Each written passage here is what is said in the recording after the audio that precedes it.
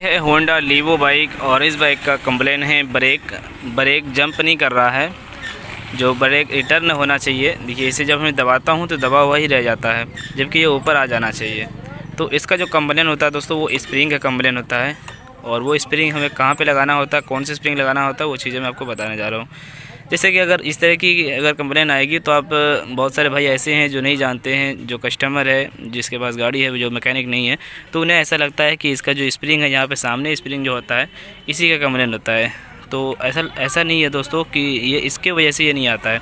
ये है सिर्फ पीछे का बैक लाइट का स्विच का काम करने के लिए। बैक लाइट का स्विच को ये ऊपर नीचे करता है, ठीक है। ये सिर्फ उसके लिए दिया गया है, ना कि इस ब्रेक पैडल के लिए। ब्रेक पैडल के लिए अलग से इसका रिटर्निंग स्प्रिंग लगता है। तो वो स्प्रिंग होता है दोस्तों इस टाना रड में। ब्रेक का जो टाना रड होता है ना, वो यहाँ पे होता है। जो हम इसे देखते हैं इस रड से वो कनेक्ट रहता है। जब मैं ब्रेक को दबाता हूँ तो ये देख सकते हैं कुछ इस तरीके से रहता है। जिधर करना चाहूँ मैं उधर ही हो जाता है, जबकि ये जंप होना चाहिए। दबाने के बाद, इस ब्रेक को दबाने के बाद ऑटोमेटिक ये ऊपर आ जाना चाहिए। तो इसके लिए हम क्या करेंगे, इस स्प्रिंग को हम लगाएंगे। तो ये स्प्रिंग कहाँ लगेगी, ये स्प्रिंग लगेगी यहाँ पर। ये देख सकते हैं दोस्तों, ये स्प्रिंग यहाँ पे होता है और यही स्प्रिंग खोल के हमें बदलना पड़ेगा।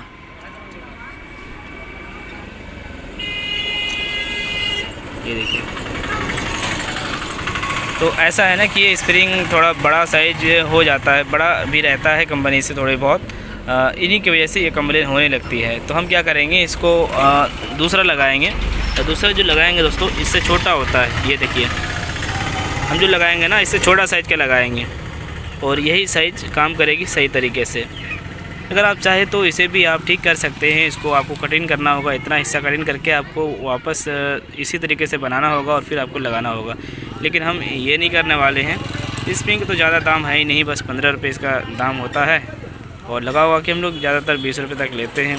तो आप इसे बेहतर रहेगा, आप नया भी लगा सकते हो, पुराना भी आप इसे ठीक करके लगा सकते हैं। बस आपको प्लास की ज़रूरत पड़ेगी, इतना कटिंग करना होगा और फिर इसी के साइज़ की थोड़ी बहुत बस इतना ही छोटा करना होगा और फिर से ये काम करना शुरू कर देगी।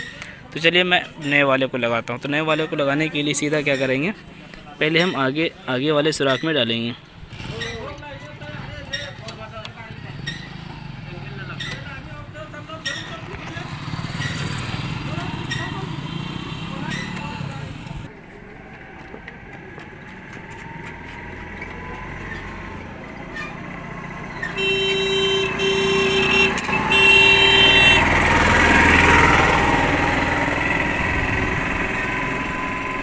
ये मैंने एक आगे लगा दिया।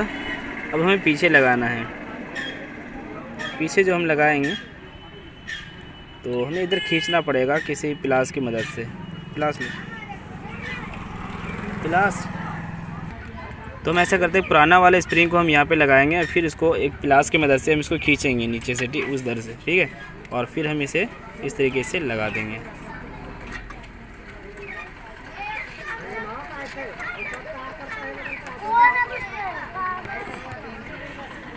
ये लग चुका है।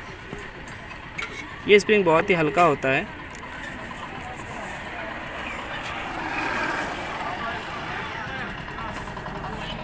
और अब मैं वापस ब्रेक को यूज करता हूँ। तो ये देखिए, ब्रेक बिल्कुल जंप करने लगी है, ऑटोमेटिक ये ऊपर की ओर आ जाती है और पहले से ये अब टाइट लगने लगा।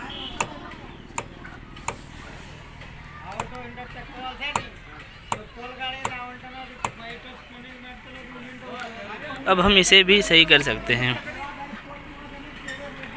तो मैंने इस स्प्रिंग को थोड़ी बहुत कटिंग कर दिया प्लास से, क्योंकि थोड़ा पतला रहता है तो आसानी होती है। इसे आप प्लास की मदद से बहुत ही आसानी से कटिंग कर सकते हैं। और मैंने इसको लगा दिया और अब इस तरीके से ये पीछे का बैक लाइट भी काम करेगा, ठीक है।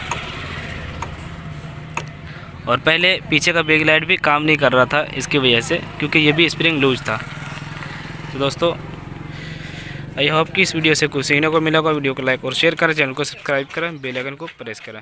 Thank you for watching.